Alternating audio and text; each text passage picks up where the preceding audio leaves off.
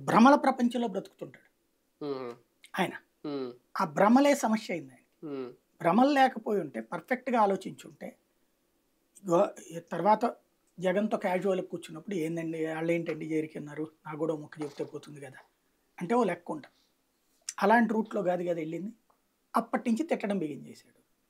ఆ తిట్ల పర్యవసానం ఇది. యాటిట్యూడ్ గమనించాలి.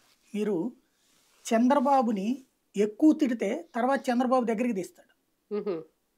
తిట్టే వాళ్ళని ఎక్కువగా బయట పెట్టుకోడు. హ్మ్. మీరు చూడండి దగ్గర 'పవన్ కళ్యాణ్' పెట్టేసుకుంటాడు. తిట్టేవాడు. హ్మ్. పక్కన పెట్టుకున్నాడుగా. హ్మ్. జగన్ రాడు కాబట్టి వదిలేసాడాయన. హ్మ్. లేకపోతే జగన్నైనా కలుపుకెళ్తాడాయన హ్మ్. చంద్రబాబు. తనని ఎవడన్నా గనక గట్టిగా టార్గెట్ చేస్తే తొందరగా దగ్గరికి తీసుకుంటాడు. హ్మ్. ఒకప్పుడు 'ఆంధ్రజ్యోతి' వ్యతిరేక పేపర్ అది. హ్మ్. మీకు గుర్తుంటే కాంగ్రెస్ పేపర్ హ్మ్. 'ఆంధ్రజ్యోతి' హ్మ్. హ్మ్. హ్మ్. దగ్గరికి తీసుకుంటాడు. హ్మ్.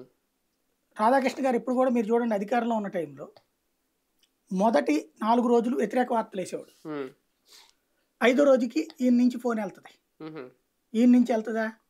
ఆయన పేరేంటి ఇన్ఫర్మేషన్ కమిషనర్ నుంచి ఎళ్తదా? హ్మ్. ఎళ్తది. వెంటనే ఆ రోజు నుంచి మళ్ళీ పాజిటివ్ స్టోరీలొస్తాయి. అంటే హ్మ్. గుర్తించాలి తనని. రికగ్నైజ్ చేయాలి.